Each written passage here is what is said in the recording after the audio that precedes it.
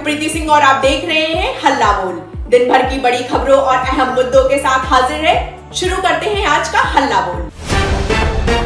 दिल्ली में सीजेपी आंदोलन ने नया राजनीतिक मोड़ ले लिया है। छात्रों पर पुलिस कार्रवाई के बाद विपक्ष सरकार पर जवाबदेही से बचने का आरोप लगा रहा है। राहुल गांधी के नेतृत्व में कांग्रेस समेत कई दल प्रधानमंत्री आवास तक प्रदर्शन के लिए पहुंचे। उधर शिक्षा मंत्री धर्मेंद्र प्रधान ने कहा कि राहुल गांधी छात्रों की भावनाओं का राजनीतिक फायदा उठा रहे हैं, लेकिन सरकार युवाओं की चिंताओं को गंभीरता से ले रही है। जंतर मंतर पर विपक्षी नेताओं का समर्थन और कई राज्यों के नेताओं की प्रतिक्रियाओं ने इस आंदोलन को राष्ट्रीय बहस का विषय बना दिया है।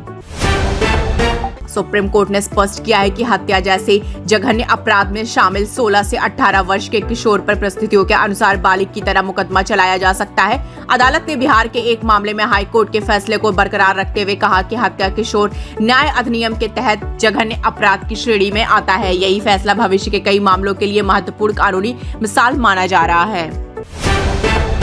उत्तराखंड की 4 धाम यात्रा इस वर्ष नया रिकॉर्ड बना रही है। यात्रा के 94 दिनों में 45 लाख से अधिक श्रद्धालु दर्शन कर चुके हैं, जो पिछले वर्ष की तुलना में करीब 3.5 लाख अधिक हैं। सबसे ज्यादा श्रद्धालु बद्रीनाथ धाम पहुंचे हैं। प्रशासन का कहना है कि यात्रा सुचारू रूप से चल रही है और श्रद्धालुओं की सुरक्षा एवं सुविधाओं के लिए विशेष इंतजाम किए गए हैं। विदेश मंत्री एस जयशंकर ने मनीला में आयोजित भारत आसियान सम्मेलन में कहा कि वैश्विक चुनौतियों के दौर में सहयोग ही जोखिम कम करने का सबसे प्रभावी रास्ता है। उन्होंने खाद्य, ऊर्जा, स्वास्थ्य और समुद्री सुरक्षा में साझेदारी बढ़ाने पर जोर दिया। साथ ही एआई, हरित ऊर्जा और व्यापार जैसे क्षेत्रों में भारत और आसियान देशों के बीच नए अवसरों की भी चर्चा की। भारत ने क्षेत्रीय सहयोग को और मजबूत करने की प्रतिबद्धता दोहराई। सिक्किम के नामची जिले में निर्माणाधीन जल विद्युत परियोजना के सुरंग में हुए हादसे में मृतकों की संख्या बढ़कर 20 हो गई है। राहत और बचाव अभियान लगातार जारी है। प्रधानमंत्री नरेंद्र मोदी और गृह मंत्री अमित शाह ने राज्य सरकार से स्थिति की जानकारी ली है। विधानसभा में मृतकों को श्रद्धांजलि देने के लिए मौन रखा गया। कंपनी और प्रशासन प्रभावित परिवारों की सहायता तथा बचाव कार्य में जुटे हुए हैं। भारत के रक्षा क्षेत्र में आत्मनिर्भरता को बढ़ावा देने की दिशा में बड़ा कदम उठाया गया है। बेंगलुरु की मलरिन हॉक एरोस्पेस और बोइंग डिफेंस इंडिया के बीच समझौता हुआ है। इसके तहत सैन्य विमानों और नौसैनिक प्रणालियों के रखरखाव की आधुनिक सुविधाएं देश में विकसित की जाएंगी। इससे रक्षा उपकरणों की उपलब्धता बढ़ेगी, रखरखाव का समय कम होगा। भारतीय सेना की परिचालन क्षमता पहले से अधिक मजबूत होगी।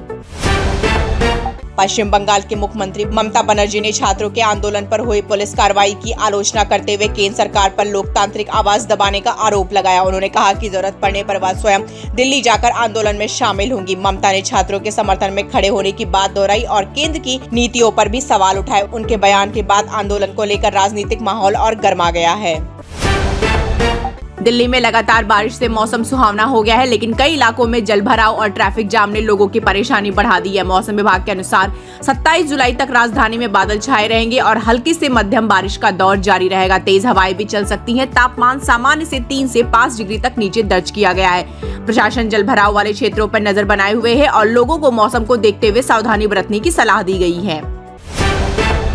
ग्लासगो में 23 जुलाई से शुरू हो रहे राष्ट्रमंडल खेल 2026 इस बार कई मायनों में अलग होंगे। केवल 10 खेलों के आयोजन के कारण यह पिछले 32 वर्षों का सबसे छोटा संस्करण बन गया है। 2022 के मुकाबले कई लोकप्रिय खेलों को शामिल नहीं किया गया है, जिससे भारत के पदक जीतने की संभावनाओं पर असर पड़ सकता है। फिर भी भारतीय खिलाड़ी बेहतरीन प्रदर्शन के लिए तैयार हैं और खेल प्रेमियों की निगाहें एक बार फिर भारतीय दल पर टिकी हुई हैं।